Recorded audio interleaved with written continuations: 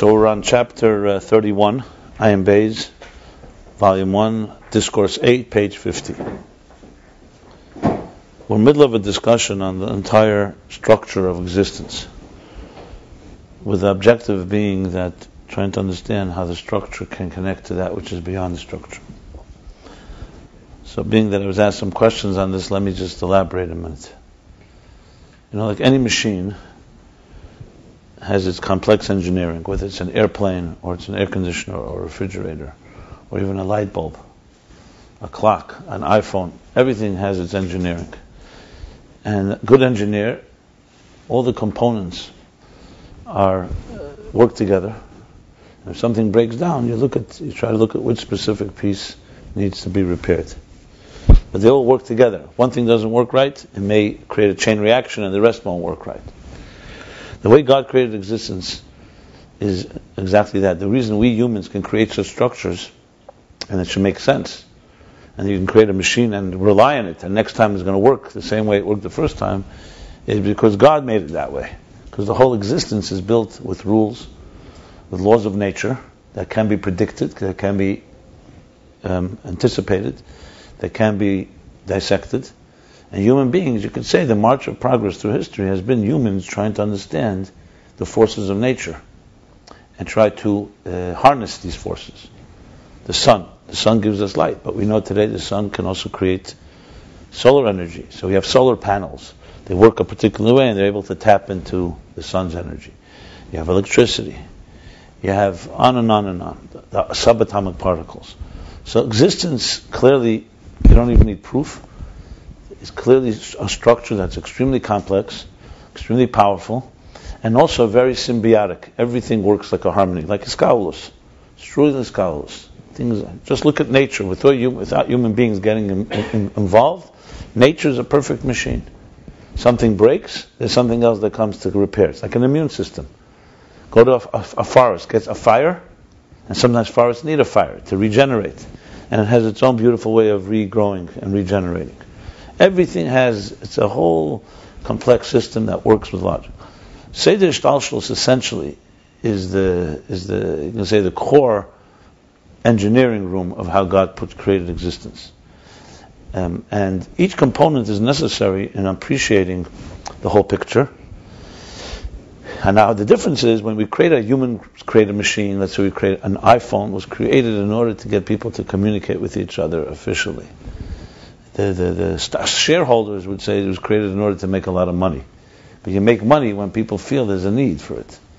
There's a utility in it. So every machine has its purpose. An airplane has allowed us to travel faster and quicker to farther places. Everything has a goal. The question is, what is the goal of the whole engineering room? The goal is that there should be a partnership between God and us. That there should be a connection. So every piece of the puzzle in the airplane is to make it fly.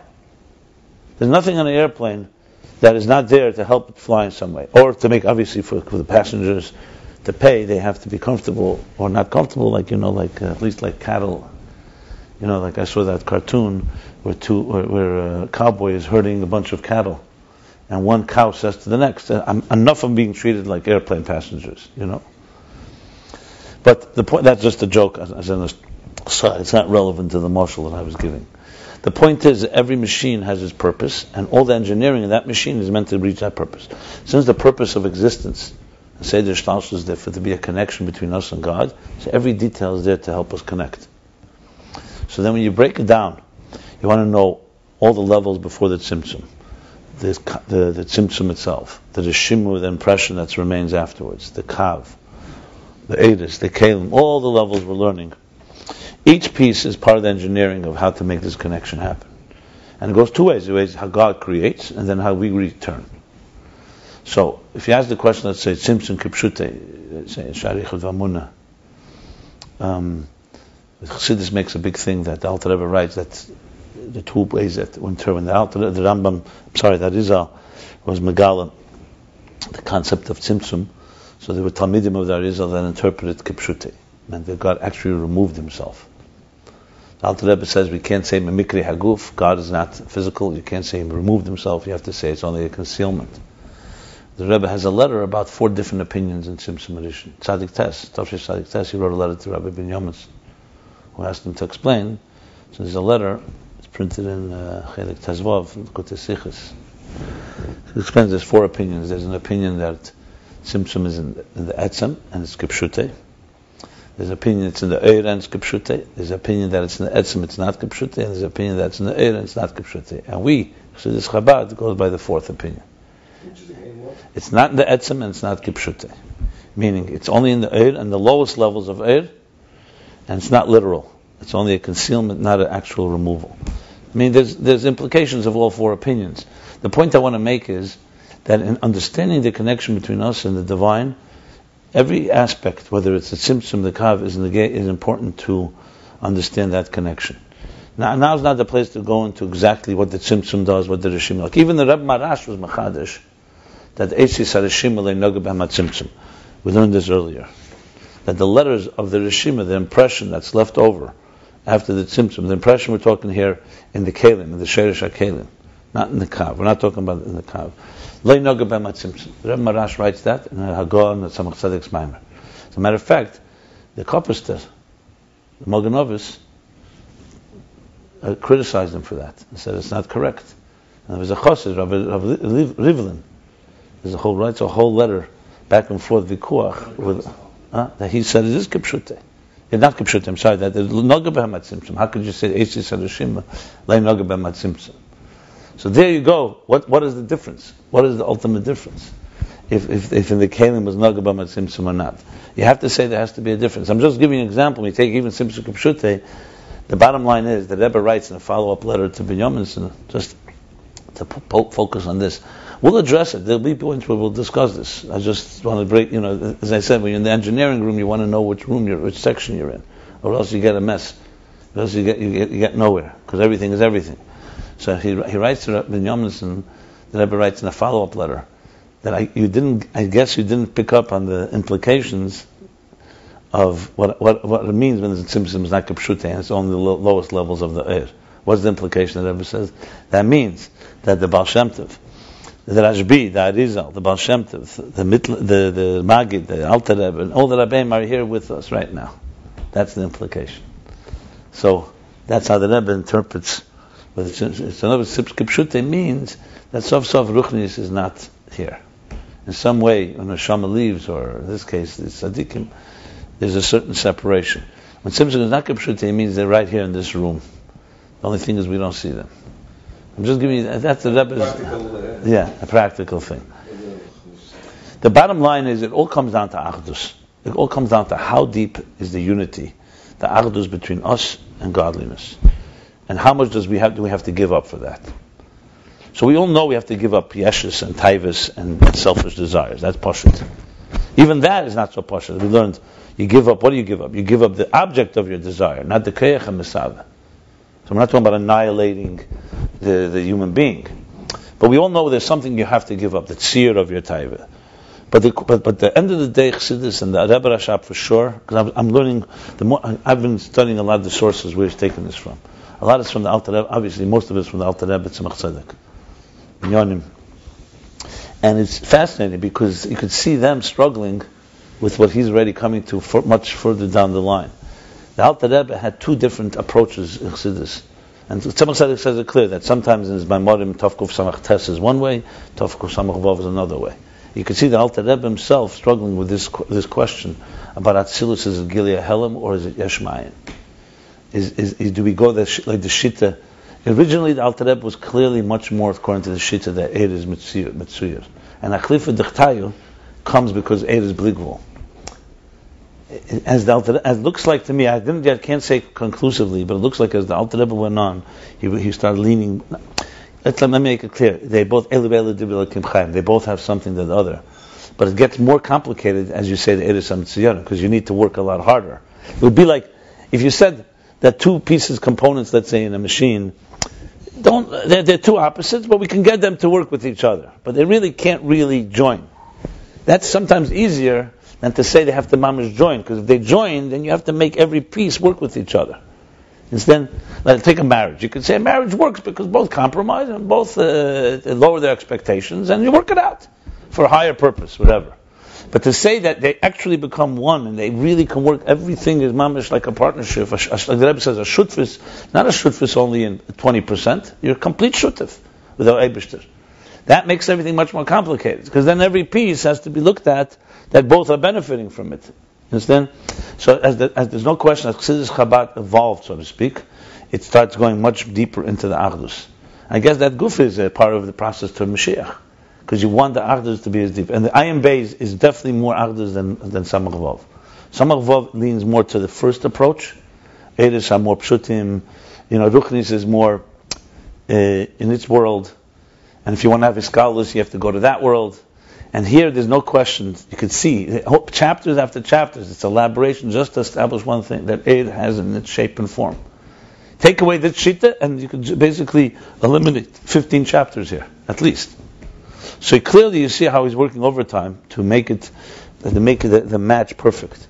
And that's what it looks like. So the truth is to really appreciate, and I'm seeing, because I see the Samach Tzaddik is my modim, that Dover Poshet, that Eid is Poshet, and he doesn't even mention that there's another approach. And then, as the years, and later Maimer, you see the years, he suddenly says, Badrusha Macherim Shemainu, from the Alter Rebbe, a second approach. Now again, I can't say conclusively yet, because I want to still, but it's clearly to me that there's two approaches, that's for sure. It sounds to me like the second approach is developed as we go along more. And the Rebbe Rashab here for sure goes with that approach. You see it, you see consistently. How he says, according to the first approach, certain things would be understood easier. So how do you connect it to symptom there? Isn't it more connected to symptom here? Whole idea? There's two separate things. There is a tzir there. There is a... Look, there's two separate things. The tzir part comes from how deep the sheresh hagvul is. So if there's gvul and eir, so we have that tzir can be a lakus. That's not symptom related. That's more earlier. The symptom is the other question, is how deep is the concealment? That's the question. See, there's two sides here. One is how deep does tzir go? No, it's how deep rooted is the tzir, and clearly he's establishing it goes all the way to the top. Well, to the top relatively. The vision for it is shir atzmei b'keach. But the symptom side, which he's not addressing here at all, it's not even relevant in these discussions, is a whole different discussion. It discusses a lot later, is how deep is the concealment part. In other words, how much do you conceal actually? As soon as you say it's not kipshute, you're right away saying that the concealment is not a total one. But it's two separate things. It would be like this. The teacher transmitted, here he's talking definitely Eris, Kalim, and from right now Eris. When the teacher transmits ideas to the student, we're talking about an infinitely distant student from a teacher. The infinite, Shalei Berach. So there's two things going on. One is the teacher is preparing what he's going to say.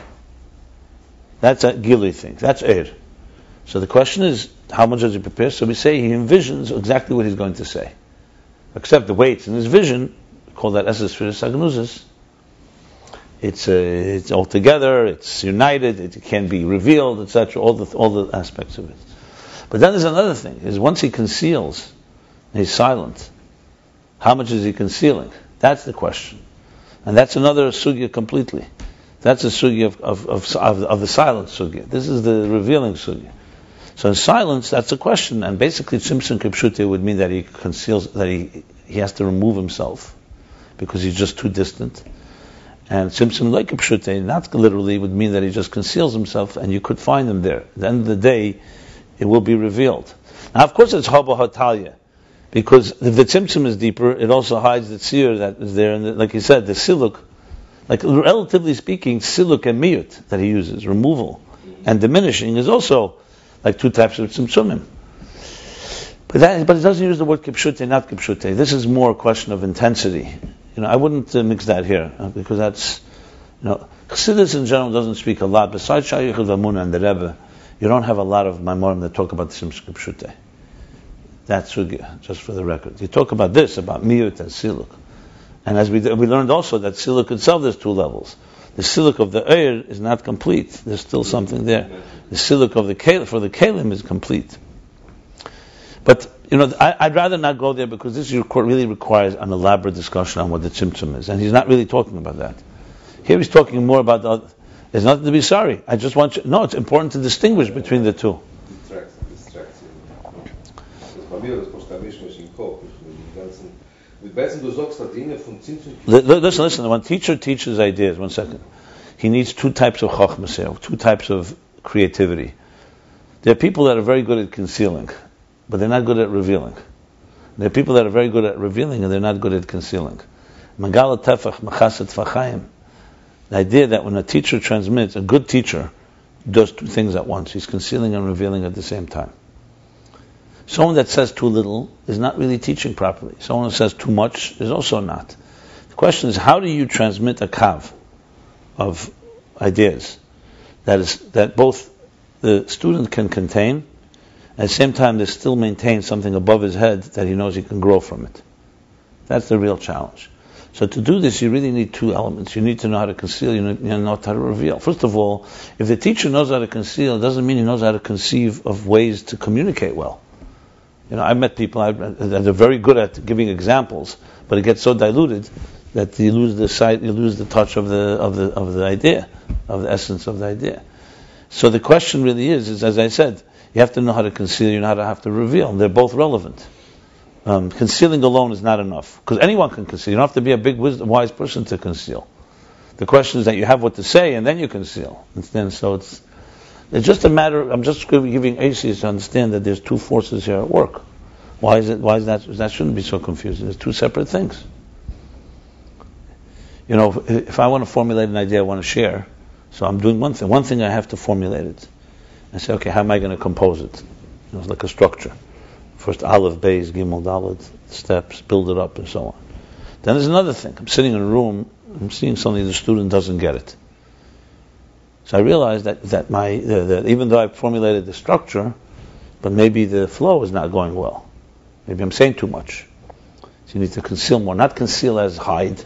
I'm talking about to make it more more proportionate to the individual. Or sometimes you didn't really develop the idea well. So it's 2 separate issues. They're not the same issue. If someone's not getting it, it could be because the idea was not developed well by the teacher, or because his way of transmitting it is not good, or his way of concealing it is not appropriate. I'm just trying to point out in the engineering room, all these factors are relevant. Later on, he's going to speak about 4 different dysfunctionality, how Eris and Kalim don't work. There's no question that's where you start seeing how this thing, there's times it works and times it doesn't work.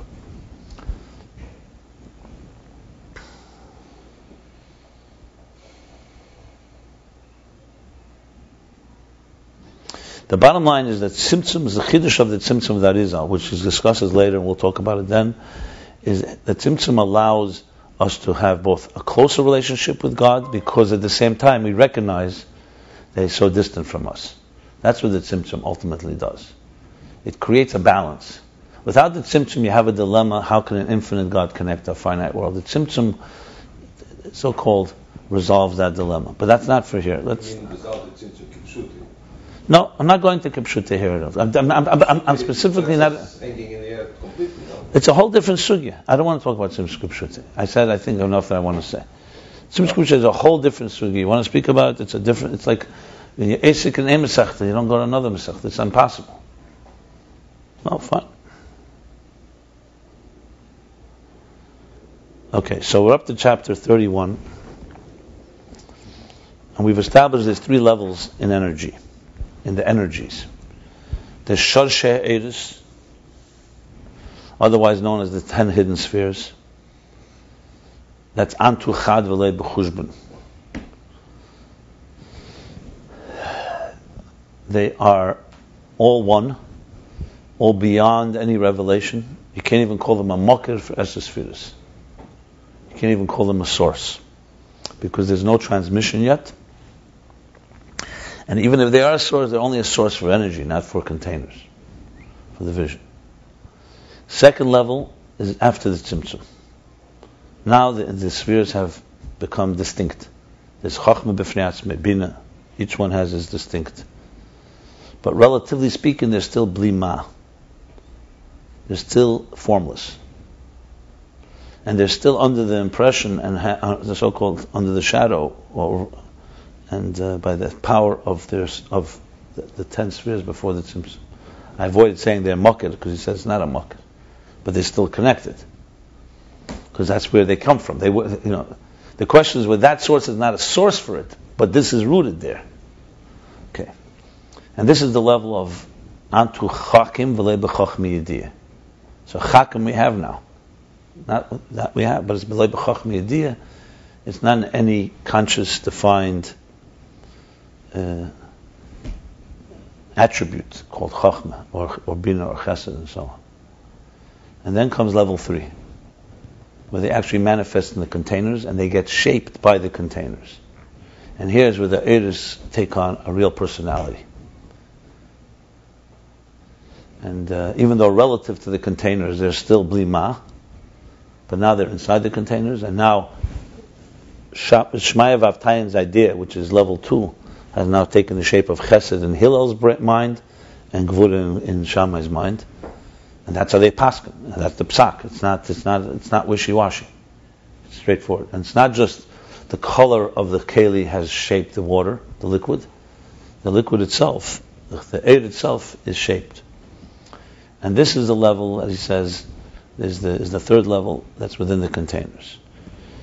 And to the extent that if they need hiskalus, if they need to work to connect, or change role reversals, or connect to the source, they need to have an Eir Elyon Godly Yeser. So though they're still Eir, they still maintain transcendent qualities.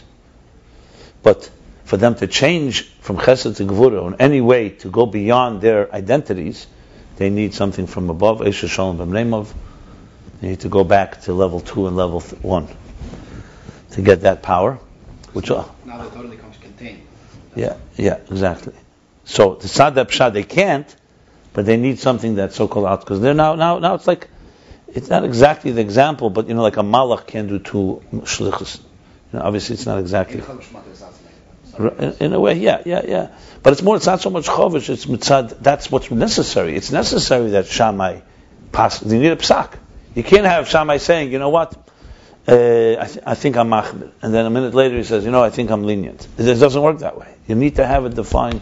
Remember, with all the milas of transcendence and iskalos and achdus, God wants a world that is defined. And definition means definition. Mokem Oren is min amida, and you need to have the measurements. And it's ashir zazeh or nisht azeh, dafka azeh. Remember, let's go to the other extreme. Why you need the kelim? Because the world needs structure. You can't start saying, you know what? Hey, a kazayas, nish punkt a kazayas. Like the economist that says, how much is 2 plus 2 is 4? How much you want it to be? It doesn't work that way. Huh? Yeah. How much you need? Right. Well, this is what the other joke goes, that the woman who came in looking for papers for a passport, and they misplaced them.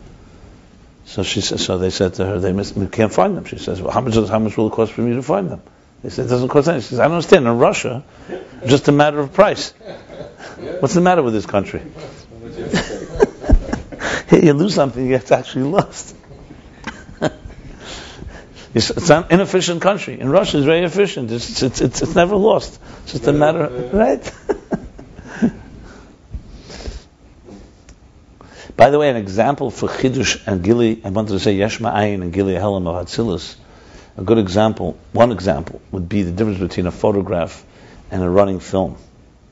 When you take a picture of something, you freeze in a still picture an image, so it's more of a Chidush. It's not connected to the source. When it's a running film, especially if it's live, you're like, it's images, but the images are flowing from their source. Just threw that in. Anyway, going back to this, so these are the 3 levels, and now he's going to establish. So I was saying, so the Kalim add to the contribution that you need to have a shir. God wants a structure, and He wants it specifically like this. If you don't do something exactly that's leikuva for a mitzvah, the ganze zach can be possible. It can be pigul. The korban is not brought exactly right. So it's not just a question, it's optional. There are things that are exactly that measurement. Not more, not less. 613 mitzvahs, not leisesi v'leisigra. That comes from the kelim, because God wants a structure and solid, undefinable kelim. The Eidos, now kelim, of course, on their own are just dead. The Eidos fit into those kelim. That's why, as I said, this is much more complicated. If you said Eidos Pashut, You wouldn't need to have all these three levels. You could just say Eir is Pashut, and you figure out a way. You bring them together. Eir Shalom B'Mreimov and go again. That's not what he wants. He wants to have a step-by-step process. That Eiris recognize Kalim, and Kalim recognize Eiris, and you need a structure for existence. Basically, if this third level didn't exist, that Eiris didn't really manifest, and they were just like a liquid that was colorless, in a certain way, you could say that a lukus does not completely. I'm talking about Gilead lukus, not Ksheresh Agvul, would not recognize the inyan of a kazayas, the inyan of a shear, because you could say, you know what, you want a shear as a shear, but I'm not really shaped by it. The fact that air gets shaped by it means that even from a Gilead lukus level, the specific measurements of a particular mitzvah are critical. Which adds another thing. Sometimes you see people who are like more in seichel and a little more spiritual. They're not hidur and digdur kal shel divrei sofrim is not so critical to them. Not normal yusa. It's because they don't focus on details. They're not detailed people. But when you start learning that the Eir becomes, if God's Eir in Sof, that's Dovek B'Mkedei, the transcendence is experienced in a destructured way, it gives a different take on the whole thing. It's not just two worlds, Nasa and Nishma. Kabbalah Seil, okay, Kabbalah Seil, I'll do it. But when you come to Seichel doesn't relate to all these details. It's actually that Seichel, the Eir also manifests in details. I'm just giving you an application of this dimension. And it's very clear that this is where he's going. He keeps on saying it. It can't be more obvious. You read the chapters where he actually said, that Rebbe Rashab says, remember there was that chapter he says, according to the other opinion, the whole thing would be understood. And he forces the issue that Tafka explained it according to this Shita. You remember that chapter where he spoke about the first mashal of the Ayin Beis? Right here. Beginning of chapter 24. He says, well, that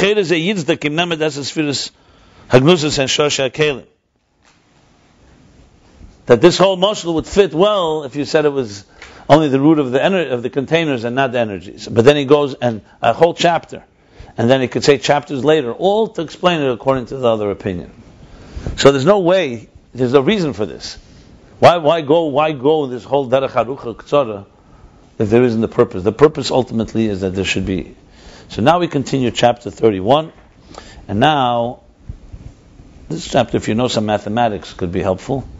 Basically, he's going to introduce just a little introduction to the concept of a point. That's a nekudah, a kav, a line, and a shetach, a plane. In mathematics, basically everything is defined by several dimensions. I'm talking now not three-dimensional, but a nekudah is a point. In math, a point is the smallest possible measurement. A point does not occupy space. There are infinite points in a line. A line is the shortest route from one point to another. That's what a line is. So this is very relevant, obviously, in engineering and geometry, in building and structures.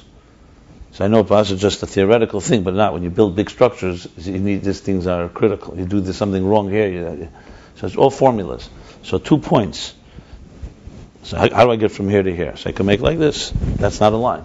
The definition of a line is from here to here. The shortest way is a straight line. That's the definition of a line. And then there's a thing called shetach. A shetach is a plane. A shetach is when you want to, let's say, not just 2 points, 3 points. What do you do that? So you have 1 point here, 1 point here, 1 point here. So it's a combination of 3 lines. Shetach is basically 3 lines. It could be a triangle, that's 3. 4 would be a square. 5 would be a octagon, and so on. Just for the record, the octagon, for example, is the most efficient architectural structure. Huh? Octagon is 8. A pentagon is 5. Pentagon, yeah. You're right. My mistake. Yeah. Octa is 8. Right. You're right. Pentagon is 5. A hexagon is 6. Right.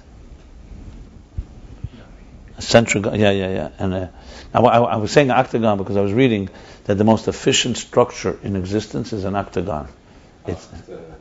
That's why architecture, they want to fit the most thing in one place, because and they copy a beehive. A beehive are octagons. There are eight corners because the 8 fit into it. Yeah. So if you want to fit people in sardines, the octagon is the way to go. But bottom line, going back, however, so a plane is essentially a shetach, a space that is a combination. So a dot, a point is the beginning, a line is one, a plane. There's more, by the way. That's all one dimension. That's all two-dimensional. Three-dimensional would be when you create a cube. So then there's different things that it's called. There's other names. But the point of the matter is, these are the three he's going to describe, and he's going to say these three are the three levels of eris, of energies. So I wish we could collaborate. I mean, all of our shalom, there was a guy called Sachs, from Dr. Sachs, Sri Sachs in Pittsburgh, brilliant mathematician. I used to have long conversations with him. He wrote a lot of papers on infinity and finite. Mathematics.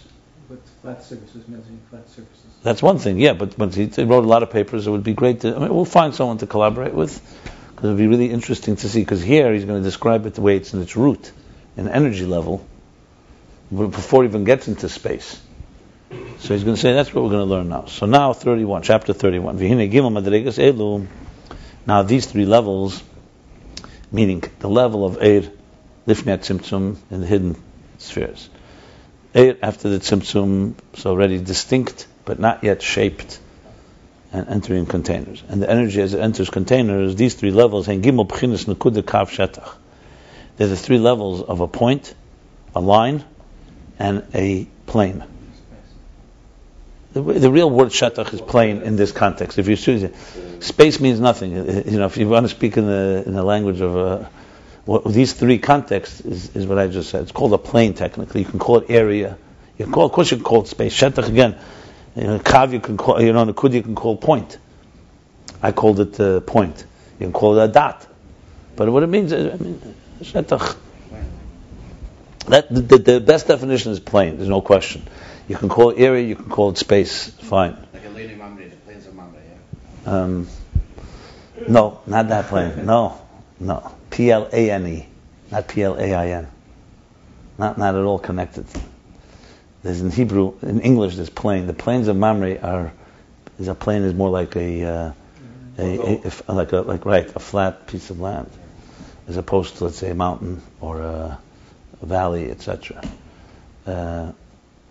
This plane is spelled Plane. It's a geometric plane. It refers to, I know there's a similarity, they're both flat, so to speak, but it's not the same plane. This one's spelled Plane, just for the record. You can look up, is there a connection between? I don't think there's a connection. Shetach is the word, but I have to look at the English root why one's spelled this way, plane. No, you have the plains. You could say, in the central plains. You have plain in English, right? White plains.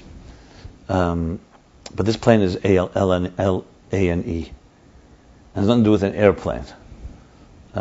Maybe it's rooted in the same place, but plane, okay. The nekudah hu b'chinas v'atzmis shalamayla adayim b'chinas hamshacha v'gili. Nakuda, a point, is the essence. There's a level of essence that's higher, that's still higher from any transmission or revelation. That's what a point is in mathematics. A point doesn't occupy space. They ask how many points in a line? Infinite. Best proof. Something that occupies space, a line, if a line is, let's say, made up of how many inches in the line, there's only that many inches. But points, there are infinite amount of points, because a point is a atzmi. It's the maila from hashacha v'gili. It's an excellent, example for it. Nekudas yud, like the point of a dot of a yud. The letter yud in Hebrew is nekudah. Even though, I don't know if he's probably going to mention it, but even though a yud technically, a sefer, you ask a scribe, you don't just make a dot. A yud has to have a tag lamaila, a tag lamata. Yud does have body to it. But it says in Chassidus that's because we live in a world of structure. But what represents a Yud is the nekudah hachachma, the spark. That's what it represents. So essentially, it's the smallest possible measurement of all the letters in Hebrew. You Everything else, yeah. Before you made this, spashas Yeah.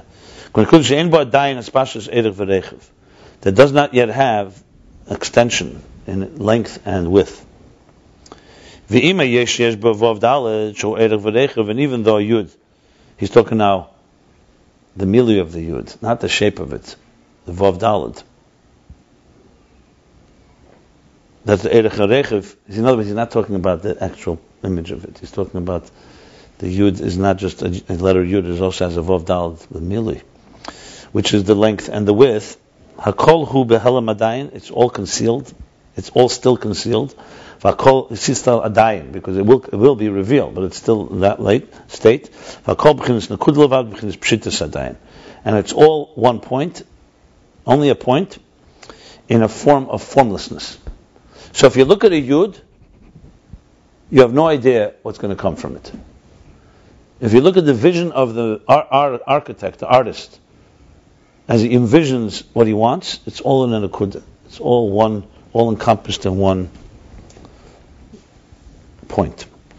Next, 2. Hakav, the line, hu b'chinas hamshacha v'gili. A line is already a transmission and a revelation. Rak shu b'chinas, one second, rak shu b'chinas hamshacha hiyulis adayin. Yet it's still only a, it's called a potential, a transmission that has much potential in it. Hiyulis, go trans. I gotta look it up. Hiyulis. I just saw that Tzemach Tzedek writes that the word hiyuli is used in Eitz Chaim. So, you talk about what we said, the Esha Yehuli, the Yeshedus.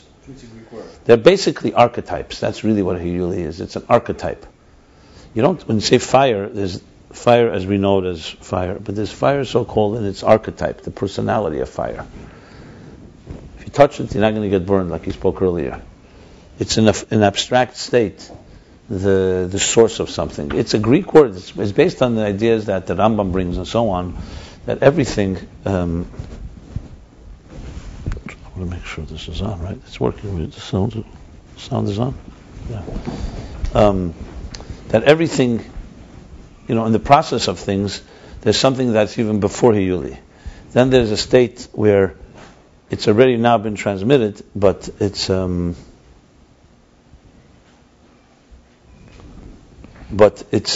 still in its primarily potential state. So when a point becomes a line, you can't do anything with a line. You can't build anything on a line because there's no such thing as a line in reality. There's nothing in life that's a line. Everything, as soon as you're dealing with something, it has to be at least 3 dimensions. At least, see, a point has no length and no width. A line has at least length, erech, but it has no width. So it's not practical. You can't live on a line. You can't even live on a shetach, to be honest, because it has to be 3-dimensional. But a shetach, l'chol hapachas, has the basis of it. This is very relevant, by the way, in dinim of Erevin and Sukkah and many things where they talk about structures and so on. So now we're talking that it already has hamshacha. It's already no longer just all within a point. It's now extended into a line, but it's still, relatively speaking, it's hamshacha hiyulis adayin. So the line will be the source for making many other lines. So already you've gotten out of the source, you've gotten out of the original root, which is the point. So you've begun to extending, but it's still let's put it this way. Let's talk art. In art, when you start you start with a point, okay, then you make a line. You have no way you still don't know where the line is going, but you know one thing: he's begun to create. As long as you're still on the point, you're not done anything yet. So the line is some hamshacha, but now it can go in many directions. How these lines will, as you start developing it.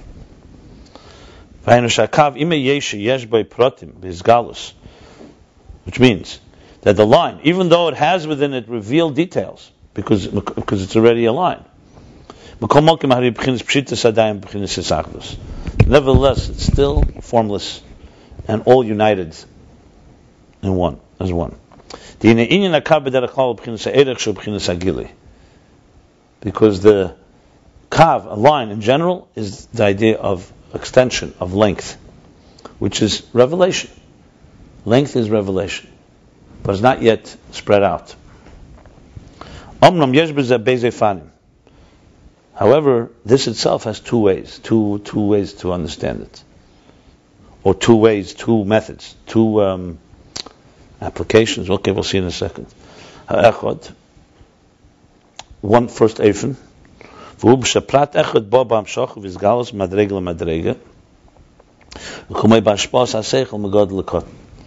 first way is that a detail, which is a nekudah, a point, a dot, was now transmitted and came out revealed from one level to the next.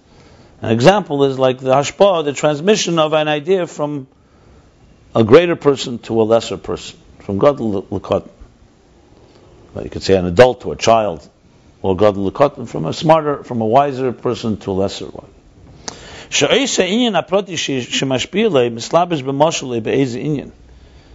That same idea, not a new idea, that same specific idea, that prat, echad, that was revealed, that he transmits to him, it manifests in an example,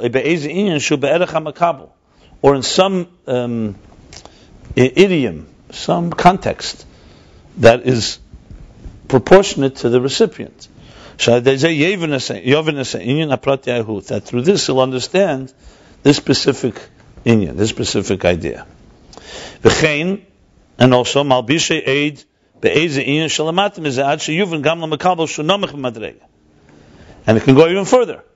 He manifests it in some type of idiom or some type of context that's even lower, in order to reach a recipient that's even less namuch, it's even lower than the first recipient.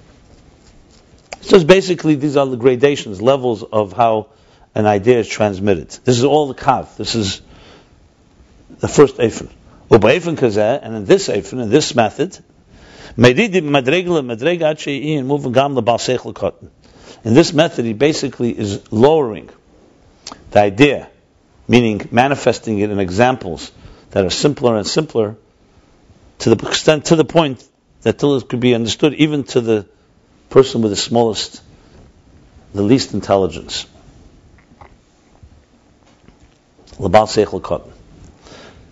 Okay, that's one. We'll understand, I guess, when we compare it to the second. So that's one eifin how the kav works. It takes a nekudah, a point, and extends it. So think of a line as being the line that connects the teacher to the student. And that line, you can keep going. You can go to one level, more, all the way to the lowest seichel, all using examples or whatever it takes to explain it to the student. That's the first eifin. Eifin Beis, the second eifin to understand what a kav is, what a line does. Hushakav hudak is galus hapratim shebenakuda. The kav, the line, is just revealing the details within the point. Lo havos haprat lidei hasogav avona. Not explaining it, not bringing it into any type of comprehension or explanation. Kimrak havos is galus hapratim shebenakuda. Only bringing and revealing the details that are in the idea, in the point. Let's finish reading and then we'll analyze exactly the difference between these two. And in this way, inevitably or naturally, also the details are still in the form of formlessness, and hiyulis adayin are still in this type of potential state, not fully actualized. That's what it sounds like. In other words, this one is less of a real transmission. It's this. Let's continue, because I want to see the full. Let's see the full picture here. Mishne. The example is the Mishne compared to the Gemara. A Mishne has details in it. The best proof is look later. When you look in the Gemara, you see how what Mishne has in it many details. But they're not yet comprehensible, meaning to people like ourselves. Until they're explained afterwards in the Gemara, with many different theories and hasagas and different comprehensions and different ways of understanding.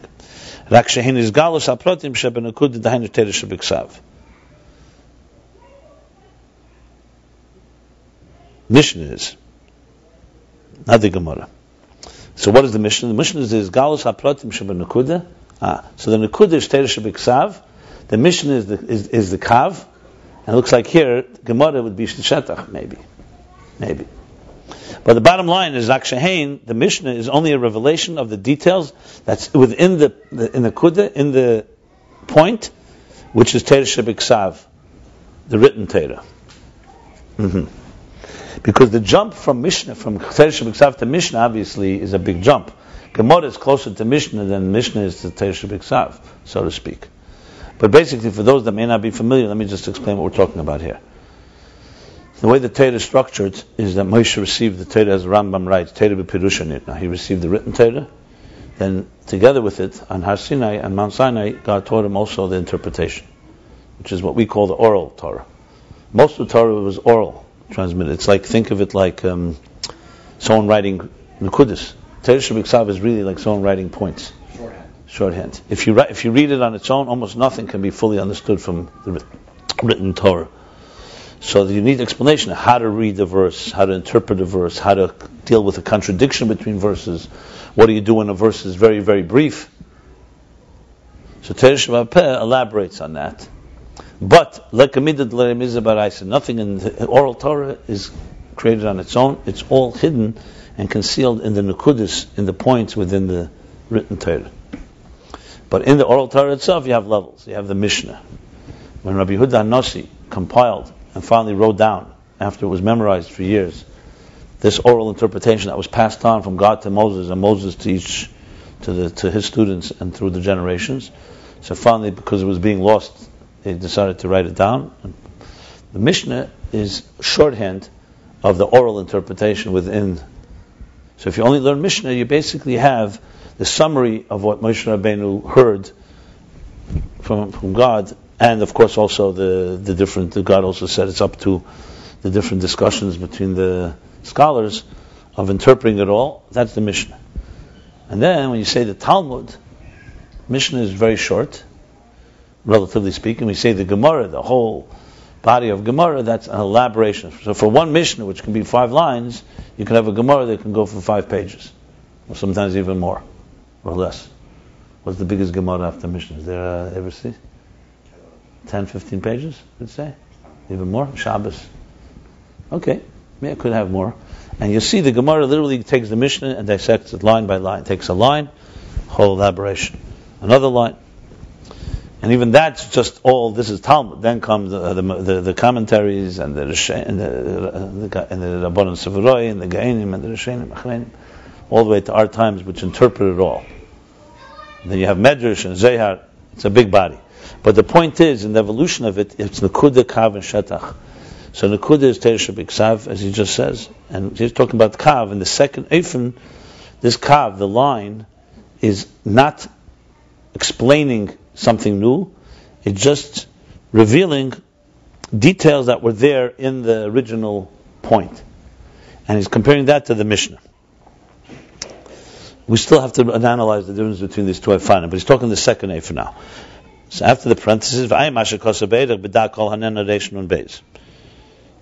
and delve into what it says at length in the Maimer Kol Hanena Tov Reish Nun Beis, 1892. It was said by a wedding, I believe, of the Rebbe Rashab's sister. Yeah, I think so. 20 years earlier. Yeah. Right. Be'inyan hakav shemechibur nekudis haben nasa kav. What he says there about the kav, about the line, that from many points is created a kav. V'hu she'madreges protish shebay hem b'chinas nekudis u'b'chinas pshitis. So according to this second eifin, this second way, the levels within the line are not different in personality than they are in the original point. They're still they're just a bunch of points, and they're still relatively formless. But it's revealing something. Of course, that's the point. One second. Look. Right. I don't want to elaborate, but bottom line is, so far what he said is that the two ways to explain a line coming out of a point. The first one is less similar to the original point, because it's actually explaining it. The line is taking the point and bringing it to the level of students that are lower than that would be more like Eris Mislapship, so to speak, in containers. The second explanation, I'm sure he's going to spell it out. I'm just saying what I've so far picked up. The second explanation is no, we're not talking about a qualitative shift. There's no qualitative shift. No, according to the first explanation, you can actually say that the line is different at the end than it is in the beginning, so to speak, because it's now speaking to a student that's even lower. In the second interpretation, the line is just simply revealing that nekudah, and it's just one revelation, so to speak, and you would not say it's just that nekudah now extended. Like the Mishne. Mishne is a very good example, because the Mishne is not really understood also completely. It's more than the nekudah. In a pasuk, you completely don't understand the interpretation. Mishnah at least contains it. But then the Mishnah, what's the lashon of the Ram? The Mishnah is b'lashon ktsara. Now the Gemara comes and develops it further. Now whether he thinks Gemara, what he's interpreting Gemara as shetach, or is Gemara like the second or the first level of the kav, I don't know. You could also say it's the first level of the kav is bringing, but it's probably more like the shetach. I would say more like a plane. That's what he said so far. Let's see how it's going to develop. These two efanim are definitely because of the kav. Remember, the kav is level 2. The kav is literally the kav. The kav will be the kav from Echechut, from Eid and Sof. That's what it's... And the second level of this idea of kav is like the Mishnah. You said it's not qualitative change, but there is a qualitative change between Mishne and the post, in a way. Okay, look, I meant it more. I meant more that the first, it's I meant it more that the kav. Well, it's not shetach, that's for sure. It's all relative. No, it is qualitative, but it's not qualitative like the second one, because the Mishnah does not. Like the first one, you mean? Right, exactly. The first one for sure is a qualitative shift, because you're no longer talking nekudah, you're already explaining it. Remember, it's still not shetach, but you're already bringing it down to lower levels. So yes, I can correct myself. I still think that there's a certain element that's not qualitative, because the way he concludes, he says that it still has that, it's still b'chinas nekudas and pshitas. That's the thing. In other words, in Mishnah you'd say there's two things going on. Yes, Mishnah, there is a qualitative shift, because the Mishnah already is the beginning of what can be later explained. But on the other hand, the Mishnah remains still essentially a nekudah, and still somewhat formless. So in that sense, it goes back to what he was saying earlier. Is the second level of the Eris closer to the first level or closer to the third level? Both are true. Remember, he said a word earlier, that his skabrus, at the end of page Memches, he said, why is it lei b'chushbon? K'gama Eris sheba b'izgal sheyesh b'm izgabrus mekedim shem b'chinas mitzias b'chinas chalkas adayin. There's an element in the second level that's still under the influence of the first level, and still maintains it being basically points and very hafshatadik, very pshutim. So really, it's you can also say there's being the whole mashal that just like the Henship Iksav is nekudas compared to Mishnah. The Mishnah is nekudas compared to Gemara. Yeah. That's correct. It's relevant. Yeah. And at the end of the day, shatter is also nekudas. Mathematically. At the end of the day, the whole world is elokus. But we can't get there until we. Right. Look, he's like the story with the Kusilepler, who was the chassid that was making the cheshbenis. At the bottom he wrote Eined Milvade. So the Rabbi asks, if it's so Eined Milvade, how did he have presence of mind to write Tishrei numbers, cheshben? He wrote, income and expenses. He should have written on every line, Tishrei, Eined Milvade, Cheshvan, Eined Milvade. So the Rebbe once said, if he did that, he's a batlan, he belongs in a kail, he's not a businessman. The point is, he's a businessman and knows how to add numbers. When it comes to the bottom line, he knows it's Eined Milvade. But when you're on the lines, you got to know your numbers. You can't just say, it's all of the course. And my point is, I understand what you're saying. Of course, you go straight into Atzmas, huh? You got this whole thing in Atzmas. But sometimes you got to go down before we go up. That's how it is. Post-traumatic Syndrome. What? I remember once writing a sikha, and it was a very deep sikha. So I remember Rabbi comes into me and says to me, "Allemaal darfst du schreiben, und nur wegen Meile hat den Ketsch, oder Lamata hat den Tachos, oder Atmos, oder Scholschklips hat mehr, so der ganze Seder ist alles zu wischen." Yes, I said, I learned that from you. You basically then, once you get excited about the top and the bottom, you forget that the Seder Stalshus is the ganz feine Madregas. The Rebbe Rashab has an expression in the Maimer Simchas Teira, Kinar Yisrael, where he said, without preparation, that's how they say it. The Rebbe Chazer, the Tovshin Tezayin. So in it, he says, he speaks about Atzilus, and mitten sagt danach sagt man, genug Kunzen. Because Atzilus is Kunzen. It's like tricks. God can do tricks. Now we need to get the real tachlis. Yeah. So, now V'sham Bir, he adds down the parentheses. V'sham, in the Maimer Kol Hanena, he explains He explains this Inyan of nekudah kav. Shazel k'may akudim v'nekudim.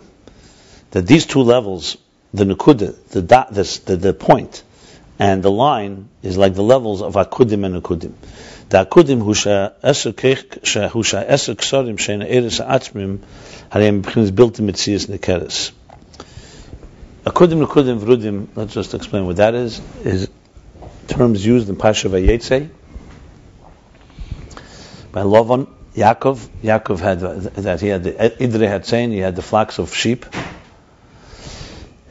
that he tended to for his father-in-law, and it says that there were akudim, nekudim, v'rudim. And the lashon is there, the Idre Tzain of Lavan.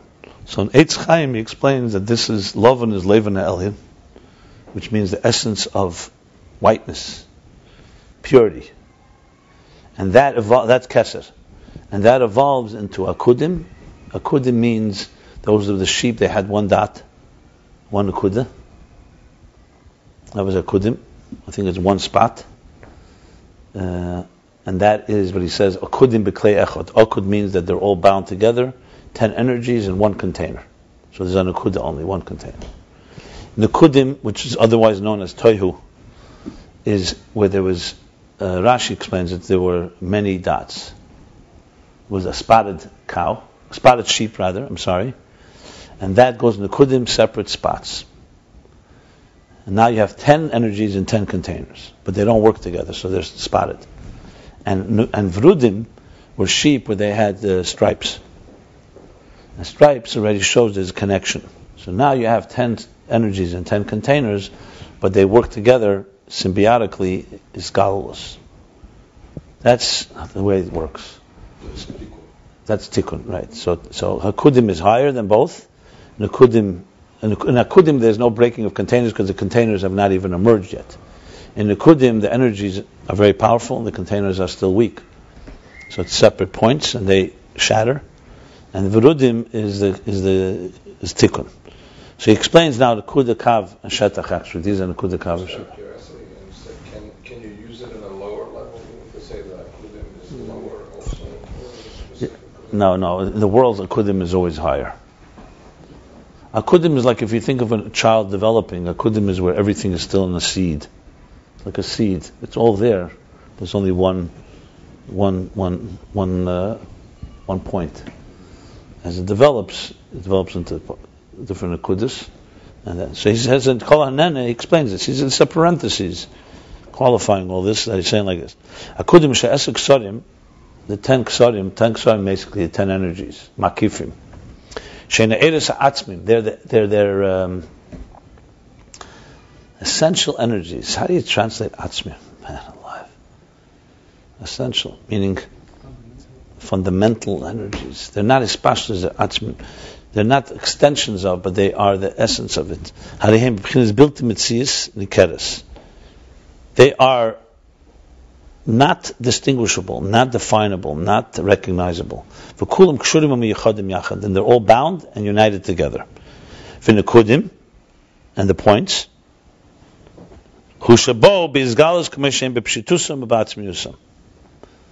The same level of akudim is now coming revealing. They're revealed, but they're revealed as they are in their formlessness and in their essence. So there's a revelation, like in Tikkun and Vrudim, where they only revealed only the extension of it in a diminished state. But in Tayu, in Nekudim, what happened with the intensity of akudim is suddenly now all revealed, and they're all. That's why there's chaos. It would be like a group of geniuses, right? So when they're all still, let's say, little children, so they're all sitting in one room and you don't yet know they're geniuses. Then you suddenly release them, and they're not disciplined. What do you have? You have war. You have chaos. You have Talmidei Rabbi Akiva because of their intensity. So the intensity is there, but now it's spread out.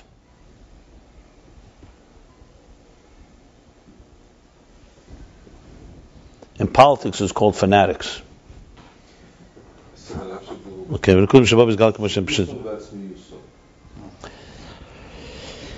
well, he's talking about the pshittas and atzmius that he just referred to, you saw by eres atzmim of akudim. The difference, pshitusa means shapelessness, and atzmiusa means intensity, really. Atzmiusa means it's very powerful energy. It would be like he spoke earlier, if you remember, if the Esed Sfiras Agnusis were just revealed the way they were, nothing could exist. It's too intense. Because they're in their root form.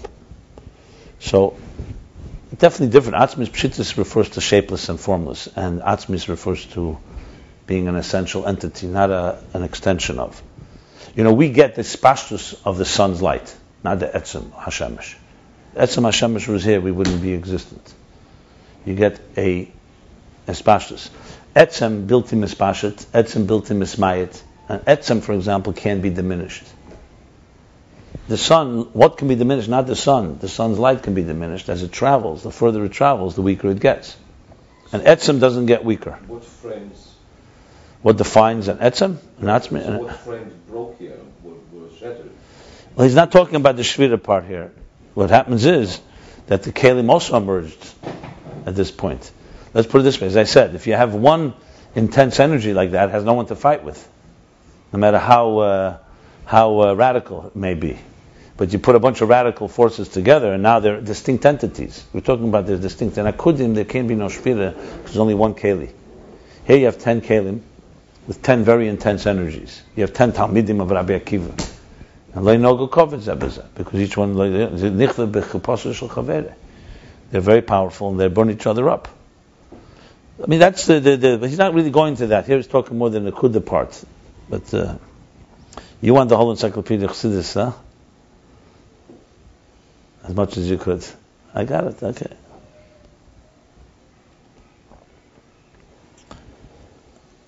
Okay, so here we go. Ubedugma Kazeis, this is all the parentheses explaining what it says in Kol Hanena. And Bedugma Kazeis, and similar to this, Huinyan Hakav is the kav, is the line, Masha Mechibur Nekudis, Rabim Nes Nasa Hakav. What from the combination of many points became a line, the Hainu is Galos Ha'ez B'chinas Pshitus. This is all the Eifin Habeis, the second Eifin. That what? That a line essentially is the same intensity of the points, except now it's spread out. The bottom, yeah. I call the points. That's the right word mathematically. Dots is that's what you do when you connect dots in the coloring book. But in mathematics, it's called a point. If you're happy with a dot, it's fine. It's the same. It's just language. The bottom line is that this is what happened here is, and the Kol Hanena just intensifies the second Eifin. What happened here is we're not talking about bringing it to another level. That's what I meant qualitative. Obviously, it's qualitative descent from the way it is in the Nakuda. But we're talking about the same intensity and the same revelation is happening on the line as it is in the point.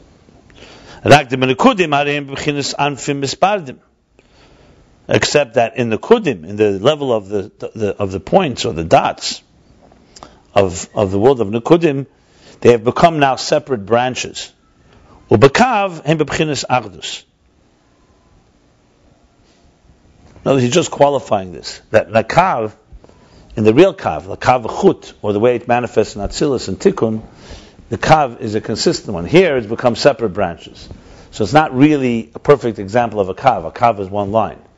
Here, what's happened is in akudim, the 10 energies of akudim have become separate lines. But in the example, it is, from the point, has become a line. Except he's saying in nekudim it's several lines. There you go. That's the several lines that will create the breakdown.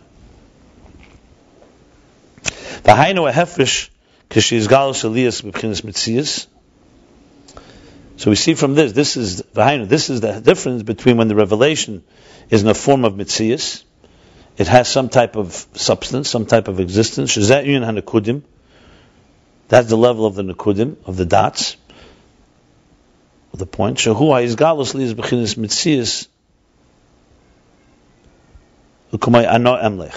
see, the interesting thing is Nakuda has become nekudim. That one point has become many points. One dot has become many dots, which is making the line. So what is it? This is the revelation. It should be a mitzias. Ana emlech. That's referring to in Tohu. Each one says, I rule. Remember that the malachim of Tohu are the malachim in Parsha Vayishlach, where it talks about the kings Vayimlach Vayamos. That's where it's hinted to in Teresh B'Ksav. That's Tohu. The malachim of Esav, of Edom, is the malachim of Tohu. Each name there is one of the levels of the midas of Tohu. And each one says, I know Emlech, I rule. Now you have a whole intensity that he's a ruler. So it's become a mitzias. Oi, another way to say this is a long parenthesis. Oh, 3 more lines, okay. Oi, another way to explain it, so here comes a third interpretation, it looks like. That the revelation is only a revelation from the essence. Not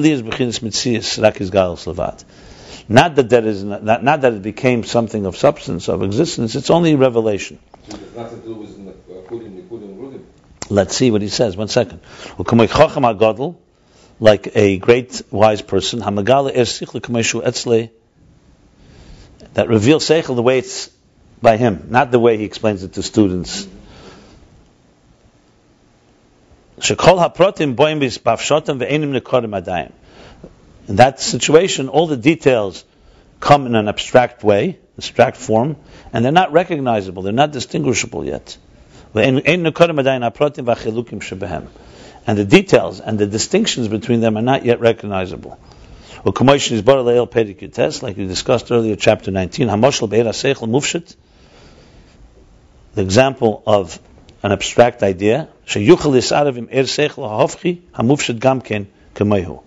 that's able to mix with an opposite way of thinking that's also abstract like it. In other words, two abstract ideas can communicate to each other.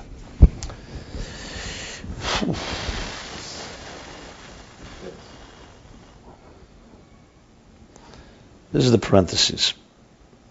We'll read it afterwards in a moment. So let me just break it down here. He began by saying a nekudah, first is a point. A point is, nothing is revealed, it's all concentrated in a point. It's abstract, it's not divisible, and so on. That point now becomes a line. A line is already a hamshachah, it's already a transmission, but it's still in an abstract state. And he explained 2 ways to understand this line. One is a much more manifest way, that the line actually is a transmission that brings an idea from a teacher to a student, a lower student, as low as you need to go. So actually you can say this line is a diminishing line. In other words, if you follow this line, it's going to be weaker at the end than it is at the beginning. Something like the kavachut. That's probably why he's bringing that. That's intense, but it's a greater line, actually. A greater? Yeah. Why greater? More to it. No, that doesn't say that. The point here is that it brings it down to lower levels of the student. That increases. Doesn't say that. That's your thought. He doesn't say that point here. It doesn't say the opposite. Yeah, but something, if we go with that approach, all seichel falls apart. That's like saying, like someone says 2 plus 2 is 4, and someone says, does that mean 3 plus 3 is 6? And he'll say, it doesn't say the opposite. If you say something is something, it's not something else, unless you say it's something else. The reason I said that because it does explain it, to break it down. Where, here? Explanation, yeah, the point, the first idea of the cow coming down. But what you just said is fine, but it's in your mind, not in the mimer here. That's all I'm saying. It's a small distinction. Okay. Then he comes to the second eifin. The second eifin, the second method The second way to explain it is that there's no gradation. There's no reaching. It's not reaching lower students. It's all the same nekudah, except the nekudah has now been revealed. That's basically the key difference. The example he gave is the Mishne compared to Torah Shebiksav. So Mishne is still a nekudah. Like pulses of light. I don't know. I don't know if that would be. I'm not sure. I would just say that the second explanation here is that the kav is really much closer to the nekudah than the first explanation. It's much closer. It's basically a whole bunch of points have now become a line.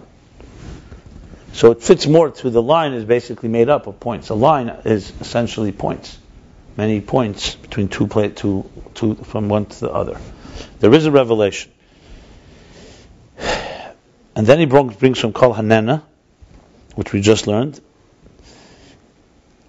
At first I thought he's going to say two more things in the second Eifin Gufa.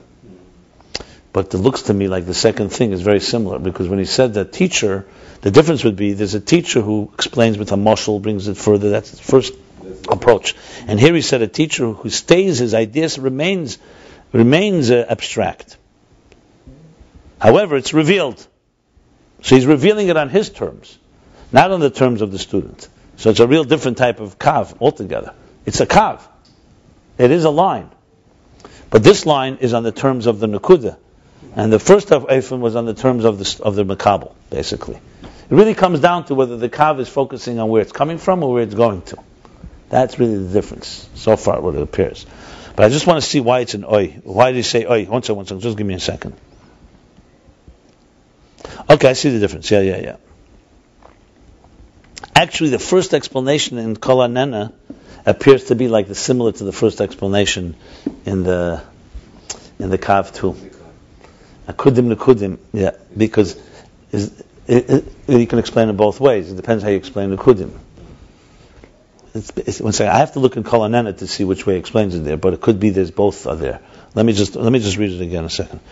So what does he say? That's what it says in Kol Hanena. That from many nekudas becomes a kav, but it doesn't explain which way. Fine. So the first explanation in the parentheses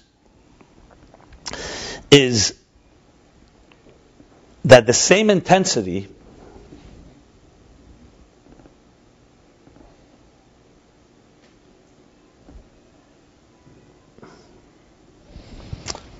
it does seem to be two explanations within that itself. Because the first explanation, he says the same intensity of akudim is now revealed in nekudim. But now it's a metzias davar. That's what he says. It's an existent thing. But you can't call it a kav. It breaks into many kavim. That's what he says. And the second one, he says, yeah,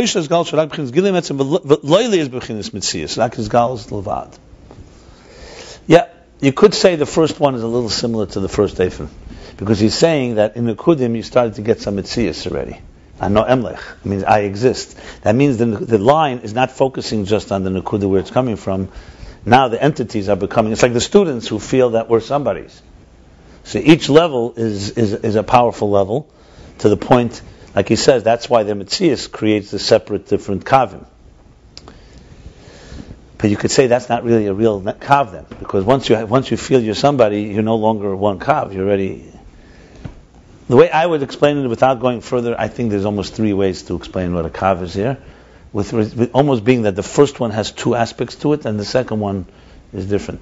The first explanation is that the kav does somewhat recognize where its destination is going, meaning the students. So it gives each student according to its need. In that itself, there's two extremes. One is when the kav still remains a kav, the students understand their place and their recipients. And Tayu is when it gets wild. The kavim starts becoming, I know emlech, I'm against mitzvahs. Anofim, exactly. The kav breaks off into many kavim, and that, of course, is already going into destruction. So, and the second explanation is the kav focuses on where it's coming from. It's focusing primarily, it's a nekudah that's now being revealed. And that revelation, therefore, is is very, very abstract. And the example would be not the teacher as he's explaining to the students. The teacher himself is revealing himself. So Mishnah reveals the teacher not like Chumash does, but it's still hafshata. So it depends how you focus on Mishnah. If you talk about the nekudah of Mishnah, as you said before, that it's still a spark. So Mishnah is very similar to Chumash. It's very brief, compact, and you still need plenty of explanation. In other words, when you learn Mishnah, you feel more elokus than you feel havana. Right. In Gemara, you feel more havana, understanding, than you feel the godliness of it. So our Mishnah has a similarity to Chumash because it's really still a nekudah, but now it's coming to a kav. The truth is, on the other hand, Mishnah is closer to Gemara than it is to Chumash because it's for Teisha B'Peh. But that's a different part of the picture here. This is what I would say so far from what we've learned. I'm sure this will develop as he explains the mashal. It's all a mashal still. Now back out of the parentheses. V'im hayes, man alive. You push it, have to dissect this like line by line. It's no way you can move. I mean, this is not easy reading. Let's put it this way. No, this isn't Pashat. V'im hayes da kav u'b'chinas miyat, and even though the kav is in a level of diminished energy, diminished light, legabe nakuda, compared to the point, u'kamoshn is barleil perich Ayin Beis, like we discussed earlier, chapter 22.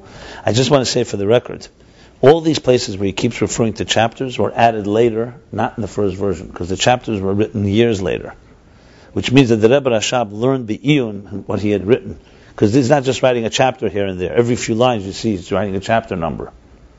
That means that when he did it, that means years later he read this whole thing again and wrote and added to it. It just tells you that how intense Ayin Beis is, how precise it is. That even though the kav is a diminished state compared to the point, as we learned before, chapter 22, what we learned there was about the symptom, the concealment and the root of the energies liyes, nimshach sfiras pratis, in order for there to be distinct spheres.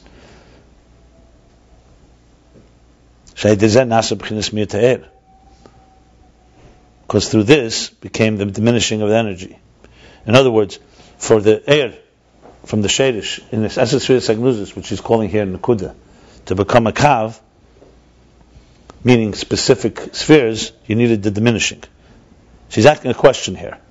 We just said, especially according to the second way, that the kav is really just the nekudas revealed, and even though this kav is diminished,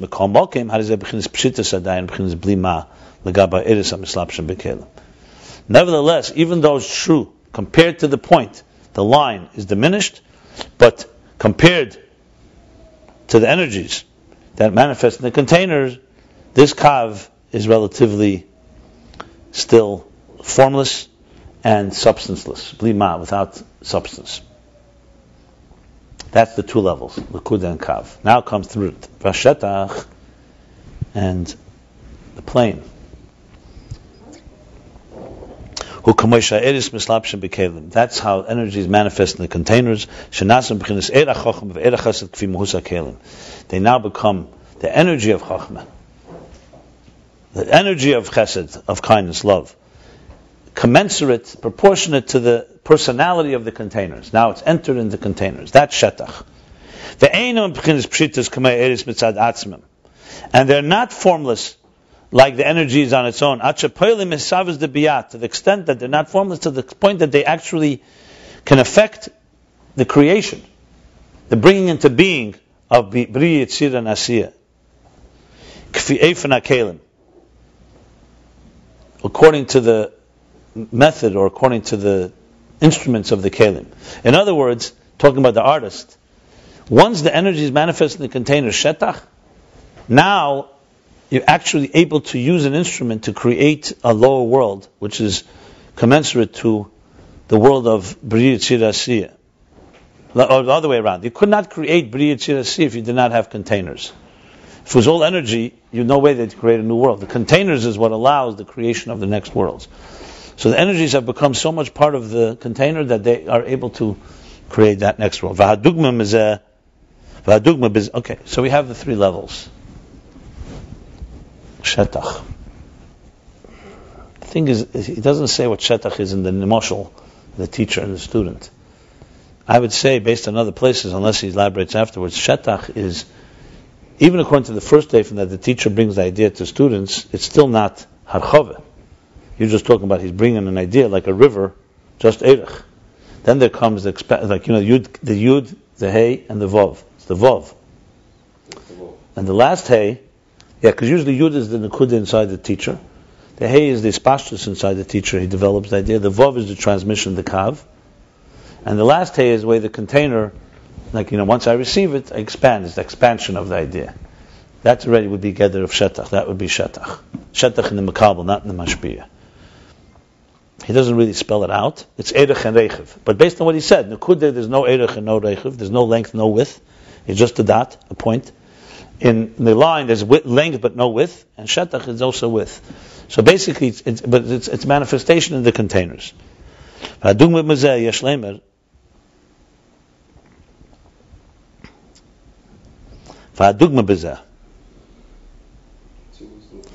that mean? Hadugma b'zeh. There's an example for this, or with this example we can understand hadugma b'zeh. Because it doesn't say dugma lizeh. How would you translate hadugma b'zeh? And the example for this, in this, what does that mean? Yesh leimer, we can say kamei ba'atzilus ruchi shel meisha al askenim, like the imparting or the emanation of the spirit of Mishne on the skenim. And Pasha Ba'alescha, where do we have the word Atzilus is rooted Vatzalti min haruach. That when Moshe and Hashem said, I will impart, take from your spirit and pass it on to the sages, to the skenim, to the. That just says those like candles. Yeah, yeah. So this is an example. How do they?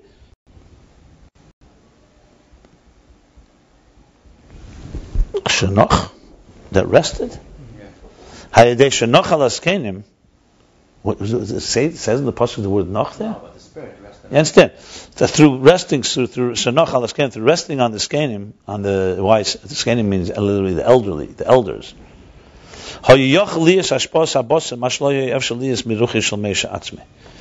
Basically, the story goes like this. There, the Jews came complaining as usual. This time they want meat.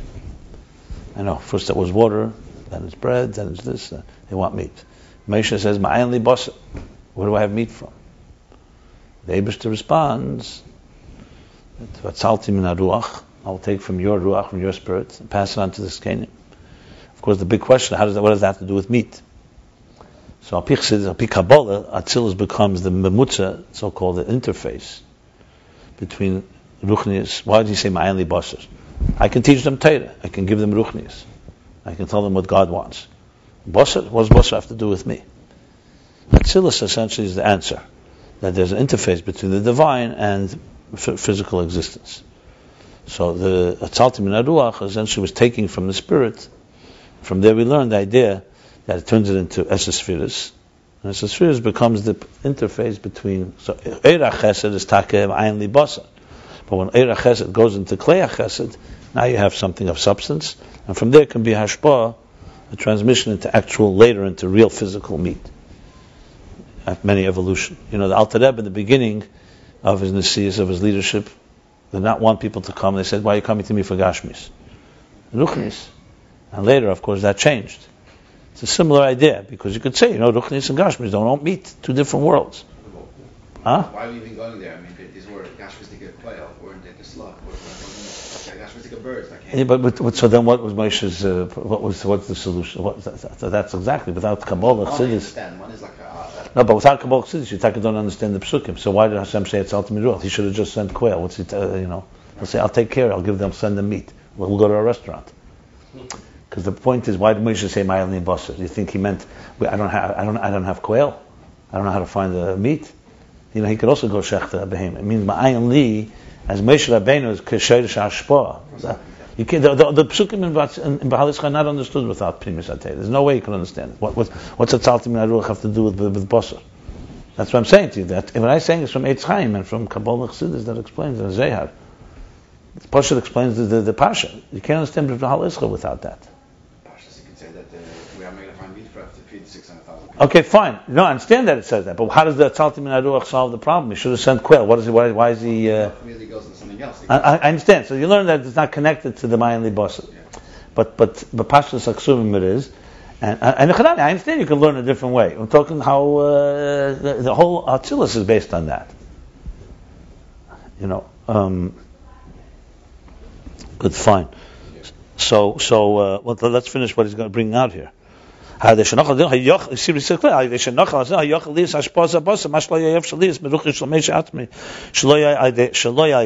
which was not possible from the spirit of Moshe alone without the skenim.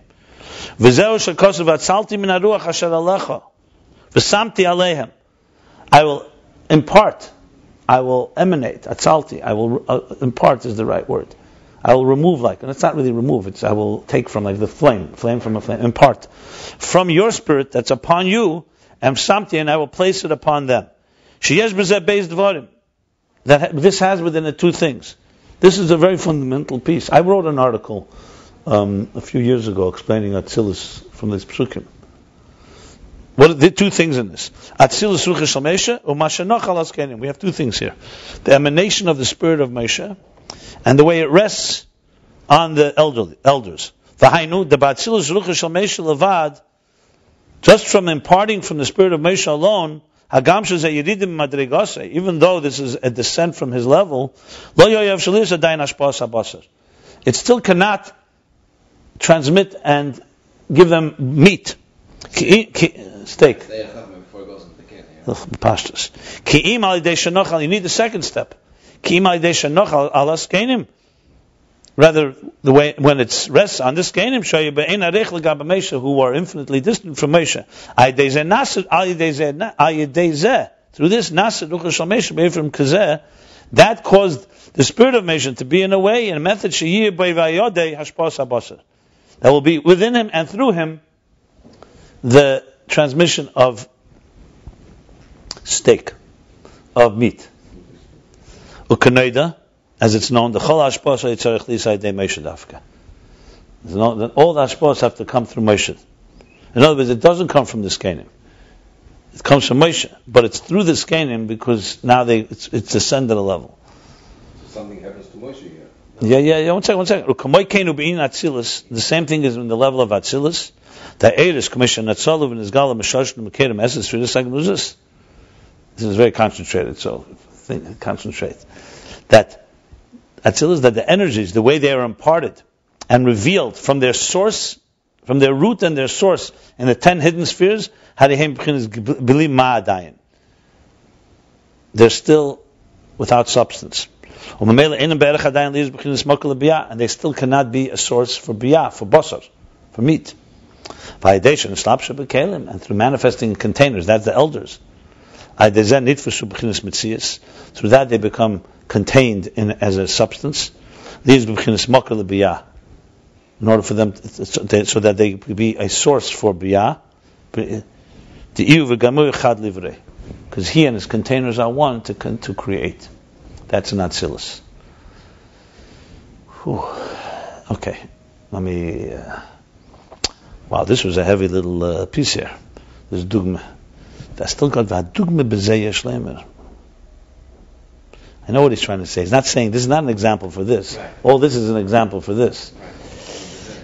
It's basically the Rebbe Rashab is adding here a piece about Atzilus, which technically you really can say explains the beginning when he first spoke about Atzilus, because this is where he really says where Atzilus, what's the role of Atzilus. So there's a chapter where he talks about the purpose of Atzilus all the way back. I think it's chapter 6 or something like that, or 7. So, Atzilus, the role of Atzilus, as I just explained, is the mamutza. It's an interface. It's the place where structure meets the divine. But there's structure. So whatever God envisioned in His source, lifnei symptom, the hidden spheres, where is it manifest? In Atzilus. But as we discussed earlier, so what is Atzilus? Is Atzilus more divine or is it more structure? Which one is it? The answer he gave is that the kelim of Atzilus is structure, and the energies of Atzilus is divine. transcendent. And from that perspective, the containers are yesh ma'ayin, meaning they're like a new schachus. There's something new. As we spoke, what does new mean? They don't reflect on the source, they reflect on the purpose, the structure of existence. That's what God wants. And the Eidos are agents of the divine. They're basically communicating with God wants. They're transcendent. So they're Gilead Hell. In this long discussion, we also learned that Eidos have also two levels. Compared to the Eid HaBligvul, even the Eid is also somewhat Yeshmayin. It's not completely, but relatively speaking, because you need a complete siluk to hide the infinite possibilities, to reveal the one possibility, even on the energy level. So Meshach is this still noticing damage? Yeah, for sure. One second, we'll get to that in a minute.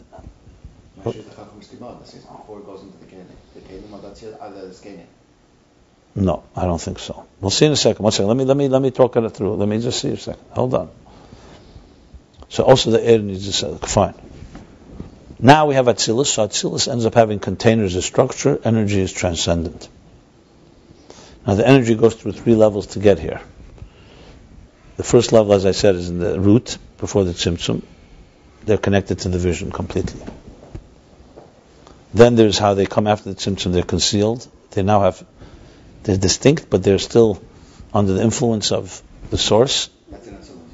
The four Atzilus, that's the second level. According to this, it's Atzilus, right? No. It's not in the Keli yet. No. He can't be contradicting himself. Atzilus is Eris and Kalim. There's nothing else in Atzilus. Atzilus is Eris and Kalim. There's nothing higher. Anything that's not Eris and Kalim, Atzilus is not Atzilus. Is higher. What I mean higher, what's higher? The Kav. I'm not. The point is, one second. Second level. The second level, that's the Kav. So the Kav is now taken this nekudah and extended it. Okay. And then comes the shetach. That's how it manifests, and it's able to bring it into biyah. Interestingly, the dugma comes after this little addition that is now affecting biyah. He didn't say this till now. This whole thing with Askenim is connected directly to creating biyah. Not just that there's containers, because we're dealing here now with basar. So now, this is the explanation. The imparting of Moshe to the Skenim, he says there's two things going on. Something is removed, or not removed, something is imparted from Moshe. Step one. And number two, it goes on to another level that's called his students, the elders. If you only imparted from if the Eibishter took Atzilus from Moshe's spirit, it still would be in the level of a kav. It would not be a shetach. So it could not create basar. It could not create biyah. You need to have that it manifests in containers. The containers are the elders. The skenim are the containers. But it's Atzilus ha'eris of Moshe that enter the containers that allows this to take place.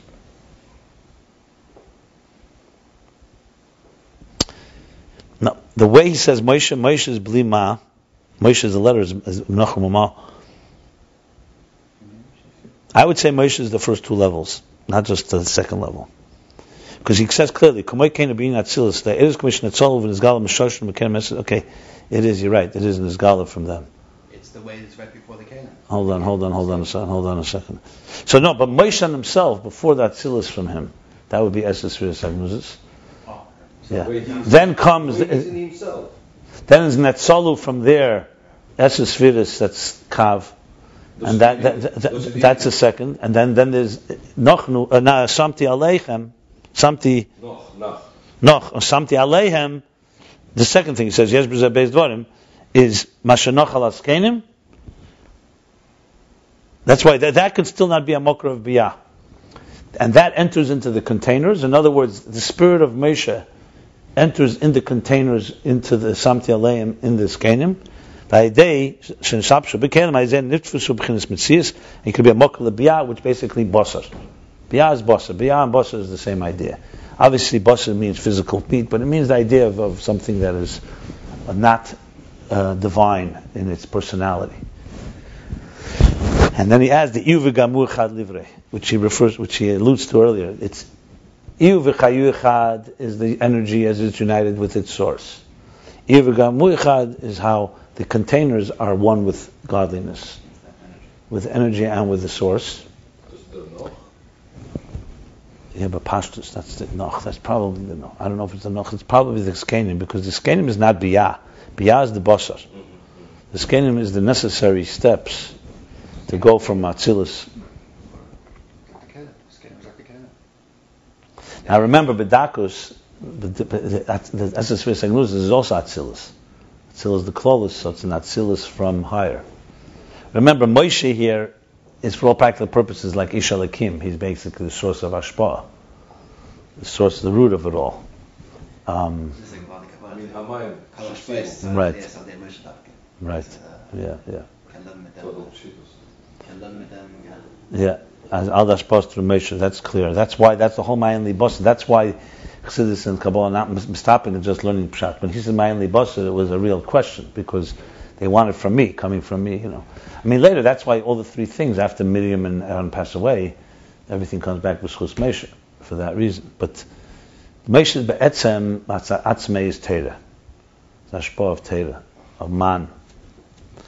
The Anani HaKovid, and the Mayim comes because of Miriam, but because he's basically, because like I said, Eidos on their own are Giluyim of Elokus. That's Moshe. You want Bosa, you need to have something new here. You need some Kalim going on. And then you need the Eidos to manifest in the containers. What I'm trying to figure out here is what the role of the containers are and what the role of the energy within the containers are. That's not so spelled out here. But clearly you need both. No, because Hashpah is definitely Eir. But the containers allow for the Hashpah into something that is physical, or going to be like a thing called flesh, meat. Okay, let's do the kitzur. I'm in game weiter, we'll see. Interesting. This end is a very nice surprise end of the chapter. You didn't think it was coming. Because the nekudah kav shetach, like what, Kitzur, v'hu inyan nekudah kav shetach. And these three levels of energies is nekudah, that point, line, plane. Nekudah hi atzmis v'yishar she'eres. The point is the essence, and that's the root of the energies. Kav hu is galusan al yedei symptom. The line is the way they reveal these energies through the symptom. B'chinas spheres pratis, distinct spheres. B'chinas nekudas pshutis. Now they're distinct points. There's distinct dots, points. V'hiyulis, and so-called potential state. Ukuma elam nekudim, like the world of nekudim. Rakshem is galos lies b'chinas mitzias. But nekudim, they're a revelation that it's mitzias. Uba'akav lies b'chinas gili ma'etzem. And the kav, the primary function is the gili ma'etzem. There he spells it out specifically. That in the elam of nekudim, it's nekudas mitzias, like so-called the first interpretation that goes to each student. And by Torah it goes even worse. It comes amfin nispardim, separate lines. And ba'akav lies b'chinas gili ma'etzem. Its focus is revelation from the essence. So it's revelation, but it's a revelation still on an atzmizdika level. V'hu yin shakav osim and nekudas. And that's what it means, that the kav, the line, is made out of these dots and points. And level 3 is shetach, the area, or plane, hu tfisa se'eres b'kelim. That's the manifestation, the containment of the energies in the containers. Shenasim b'chinas mitzias chachma v'chesed. They actually become mitzias. So interestingly, the first interpretation of the kav is already some type of mitzias. In the second interpretation, the kav is still not a mitzias; it's just revealing what's in the point. And mitzias happens when it manifests in the containers. So you have right there in the kav two opinions, almost like the kav. We're staying by two opinions at this point. Two efanim. He doesn't say. It says two efanim. He used the words efanim. Two ways to explain it. Remember, you're dealing with spiritual realities. They're both correct at the end of the day. It's probably going to be relevant in the whole picture, these two ways, and it seems to me a little similar to what he said earlier. Depends how much mitziyarim, how much shape is there in the kav. If you focus on the of the kav being a revelation of its root, then it's more focused on the second eifin. That's gilia etzem, on the source. Pshittis. If it's, the focus is on where it's going, it has the element. Earlier he even said this primis akav chetzenis akav. So you could also say that the line has an inner and an outer line. So if you really that would be very, very good and very nice. Okay, we conclude here. So we did chapter 31, page 50. through 51 and the top of